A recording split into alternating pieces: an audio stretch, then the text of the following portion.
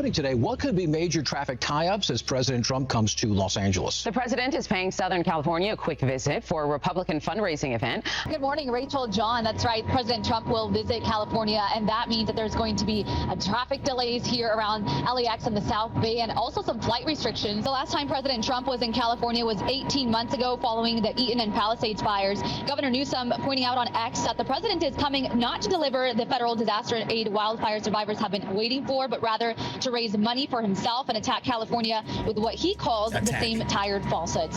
A White House spokesperson says the president is coming here to, quote, tout his wins for the people of the Golden State and draw a sharp contrast with the policies of Governor Newsom. So Donald Trump is coming directly into Gavin Newsom's backyard. And it's not for a public rally. He's attending a private Republican fundraiser at his golf course in Rancho Palos Verdes. But politically, what he's really doing is coming here to stand aside the state Democrats have controlled for years and tell the country that their system is broken. Because it is. Now, of course, Newsom already had his answer ready to go. He says Trump is coming to attack California with the same tired falsehoods. Okay, but here's the problem neither side wants to say out loud. Sure, Trump can exaggerate. Newsom can turn every statistic into a highlight reel. And somewhere in Los Angeles, there's a nurse that is still doing math on a rent increase that she cannot afford. Because the real question was never whether California has one of the largest economies on earth. No. The real question is whether the people inside that economy can still afford to live here. That is the fight coming into Los Angeles today. So let's get into it. Now, let's be very clear about why this visit matters. Trump has spent years using California as Exhibit A for what happens when one political party controls almost every major branch of government for an extended period of time. Newsom presents California as the exact opposite. He points to the size of the economy. He points to the technology, the agriculture, the entertainment, the artificial intelligence, the robotics. And both sides will throw numbers at each other as though the argument can be settled with the chart. But here's the thing. Ordinary Californians don't live inside a press release. We live inside apartments that we can barely afford or cover. We fill up at some of the highest gasoline prices in the country. We open electricity bills that seem to rise faster than our paychecks. We receive insurance renewals that read more like threats than protection. So when Trump says California is failing and Newsom says California is thriving, the honest answer may depend on your income. The honest answer may depend on your neighborhood and how much of your paycheck disappears every month. California may be working extremely well for the people at the top. I mean, just take a walk through some of the nice cities in Pasadena, Altadena, Palisades, Palos Verdes, so on and so forth. But that does not mean it's working for everyone underneath them. Yeah, we've had hundreds of thousands of people move in California the last 2-3 years. We've seen population growth. As you know, we moved from 6th to the 4th largest economy in the world, and we dominate now in every key industry, from AI, quantum, robotics. We dominate in ag. We dominate forestry. But people are struggling to afford things. Listen to that final sentence. Newsom says California has moved from the 6th largest economy in the world to the 4th. He says the state dominates in artificial intelligence, in robotics, in agriculture, and other major industries. That's genuinely impressive. I'm not going to take that away from the state. But GDP has never paid anyone's rent. A robotics breakthrough does not lower an electricity bill in a Lancaster. An artificial intelligence headline does not make a starter home affordable for a teacher in Riverside. You see, California can generate enormous wealth, while the people creating that wealth get priced out of the state. That's not a contradiction. You see, a state can be rich and still unaffordable. It can lead the world in innovation while failing to provide working people with a reasonable path to home ownership. So when you hear things like the state is winning, I mean, in a way, I understand that argument, but this is the thing. When he admits people are struggling to afford things, I think he doesn't realize that he's identifying the weakness in his own defense, because economic power does not mean much to a family that can't afford to live here for another year. And that is the opening Trump intends to use. You know, 20 states with $7.25 minimum wage. By the way, ours went up today to $16.90. I have $25 minimum wage for healthcare workers, $20 minimum wage for folks that are fast food workers. No state does that. So it's about growth and inclusion. That, I think, should be the approach of our party, and a progressive tax policy that I think the vast majority of the American people support. Listen, on paper, Newsom has a point. California's minimum wage is more than double the federal minimum. Okay, Fast food workers received a higher minimum wage. Okay. Healthcare workers received an increase as well. Okay. Workers should be paid something that reflects the actual cost of living. There's no argument there. But California keeps discussing wages as though the numbers on the paycheck tell the whole story. What happens after the direct deposit arrives? What happens after the direct deposit arrives? How much money goes immediately to rent, to gasoline, to electricity, to insurance, to food? A person can receive a raise on paper and still have less purchasing power than they had several years ago. That's why a higher minimum wage does not settle the affordability debate. The real question is not simply how much you earn. It is how much survives after the cost of living takes its share. Why is it so expensive here? Again, that's the question. Someone needs to ask him, why is it so much more expensive to live here than elsewhere in all metrics? Why? Why are the taxes so high and you're talking about raising them more? Why? For what? Who's getting this money? What's going to get solved? Did we vote for this? Come on.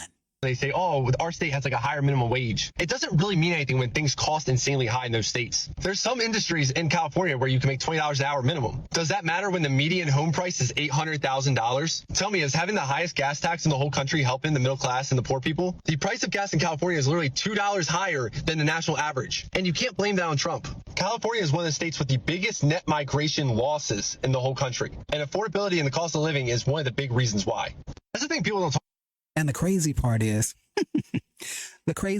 when you have a discussion, I know if you're watching this video, you probably have this problem too. When you're having a discussion with somebody about this, they act like California politics has nothing to do with it. It's absolutely mind-boggling. What do you mean California politics? Are you paying attention? These people are taxing you for everything. Things that don't matter. Things that have nothing to do with your everyday life whatsoever. The stuff that they're looking at, the laws that they're passing have nothing to do with the average person's desire, mindset, culture, whatever you want to call it. They're just doing it because no one's paying attention. Folks here are always distracted seemingly about things that do not matter when it comes to their everyday life. They put all this energy in things that don't matter, but hardly any energy in the things that do matter. And they fall for, not you, but they fall for smiling faces, people standing out in front of hamburger stands and stuff like that, doing speeches in front of bars and junk like that. Stuff that doesn't even, what does this have to do with your rent? They want to take away your ability to have a power generator if the electricity goes out. What does this have to do with all this excessive surveillance when the crime is like crazy out here? What does it have to do with anything? It doesn't. They get away with it because people are too distracted. Not you, but too distracted. If you put the pressure on these people, they can't get away with these things. They can't. They can only get away because they know you're not watching. Not you, but Listen, this is the part that press conferences regularly about. What he just said, a higher wage does not automatically create a higher standard of living. It doesn't. A lot of businesses are just going to close down. That's what's really going to happen. Listen, someone earning $20 an hour in Los Angeles may be still worse off than someone earning less in a place where rent, insurance, gasoline, and electricity costs are substantially less. That does not mean that workers should be paid less. I'm not saying that. It means the government should stop taking a victory lap or pretending to take a victory lap for increasing wages while everything else those wages must cover continues getting more expensive.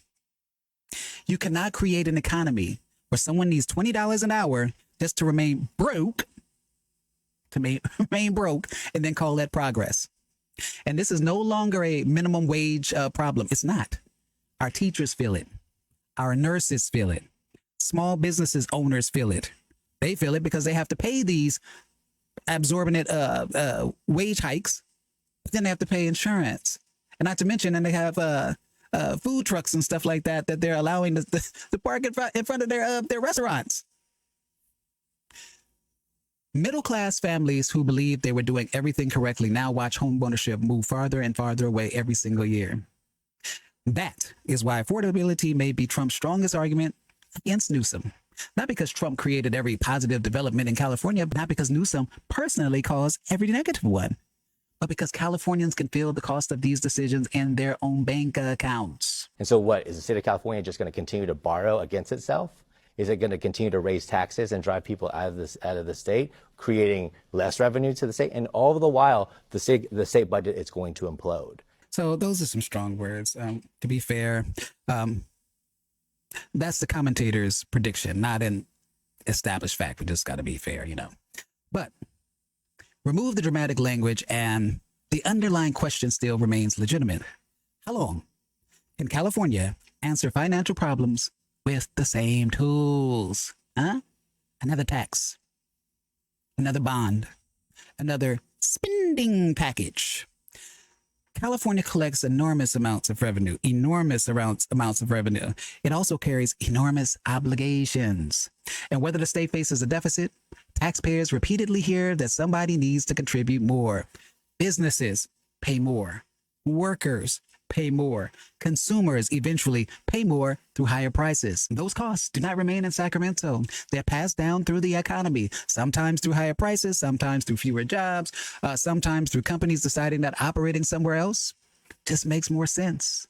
California cannot build its financial future around the assumption that every successful resident and every major business will remain here regardless of the cost. Because whenever somebody leaves, the people who stay inherit more of the burden. The state of California owes $20 billion to the federal government on a loan that they took out under the pandemic.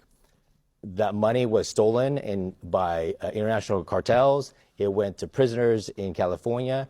The state of California spends over $565 million just to service that debt. It doesn't even pay down the principal. And what does the governor do with a $60 billion windfall that materialized with the IPOs and the tax relief that was provided by the federal government? He does nothing. He does absolutely nothing. You know, while you're thinking about, gas is so high, while you're thinking about, man, my car broke down, how am I going to repair this? Oh my goodness. The rent is getting higher, or the electricity bill is going crazy, or water bill is going crazy. You do realize people like Newsom and these other people that are making these decisions, they're flying around the world. They're playing golf. They're eating good food. They're living in mansions, driving fancy cars, are being driven here, there, wherever. They don't care. They don't care because many of us don't care. We have to care. And we have to make them care. This is where the conversation stops being an abstract discussion about budgets. It connects directly to the stories that we've already discussed, maybe ad nauseam on this channel. California repeatedly tells taxpayers that government needs more money over and over and over again. More revenue, more funding, more programs. But when billions disappear through fraud, mismanagement, or programs that fail to deliver, finding someone willing to accept responsibility becomes almost impossible, impossible. According to this commentator, California is spending hundreds of millions of dollars servicing its unemployment debt without paying down the principal. That claim should be examined very, very carefully. But the broader concern is unavoidable. Money spent servicing preventable debt cannot repair roads. It cannot improve public safety. It cannot address homelessness. It cannot reduce the burden on taxpayers. And this is why audits matter. Not because an audit magically solves anything, but because before Sacramento asks residents for another dollar, someone should be able to explain what happened to the billions already collected. It's common sense. California's problem is not simply the amount of money coming in. No, it's whether people trust government to spend that money effectively for us. California has a trust problem. And every failed program and unexplained expense makes that trust harder to restore. Newsom blamed Trump for high-speed rail $4 billion funding. Records show California never bought the trains it promised. And this is when it gets nasty. This year, January, Newsom boasted that California is finally laying the tracks. His words, quote, finally laying the tracks of the nation's first high-speed rail system, but the state had not actually laid anything. So he's lying. High-speed rail track. What it built was a railhead, a logistics depot to receive and stage materials. And this is why people have to become suspicious of government announcements.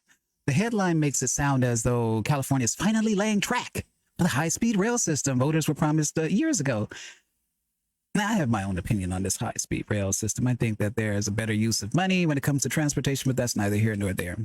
But then people look closer and they discover what was built is a railhead, a facility for receiving and staging materials. Now, that may be necessary infrastructure, but it's not an operating track, and it's certainly not a functioning train. But this is bigger than just one rail project. This is about credibility. California regularly celebrates the beginning of a process as though the finished result has already arrived.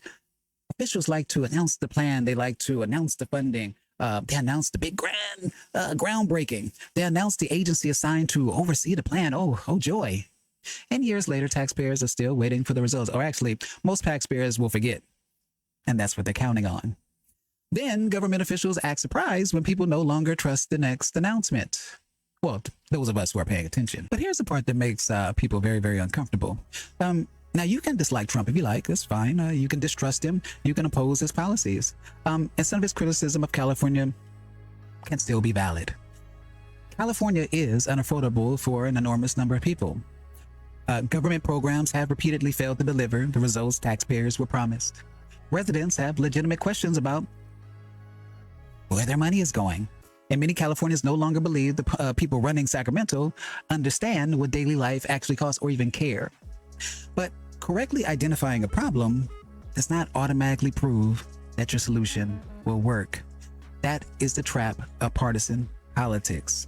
One side points to California and says, everything is collapsing. The other points to the sides of the economy and says, everything is beautiful, it's thriving, it's phenomenal. The people living here understand that the reality is far more complicated. California remains powerful. It's a lovely place. It remains innovative. It's beautiful. It remains one of the most beautiful places in the world, most important places in the world, and is becoming increasingly difficult for ordinary working people to afford. Both of those things can be true and are true at the same time. Trump is coming to town. Trump is coming to Los Angeles to draw a line between his administration and Gavin Newsom's California. Newsom, of course, will stand on economic growth, technology, and higher wages. Trump will stand on taxes, crime, homelessness, and the cost of living. But here's what I think. Do not allow either one of these men to hand you your own reality. Look at your rent. Look at your grocery receipt. Look at your insurance renewal. Look at your gasoline bill. Look at the pothole you swerved around this morning, or potholes. Then look at what the government collects from you every single year and ask whether the results on the ground match the price on the invoice. That's the question that matters here, not which politician wins on a podium fight. This is not entertainment. Not which side produces the better headline. This is not entertainment. The question is whether the people who built this state, that's you and I, can still afford to live in it. I'm Wolf Kage. This has been Wolf Kage Los Angeles. Don't forget to like, subscribe, and share. Until the next time, peace.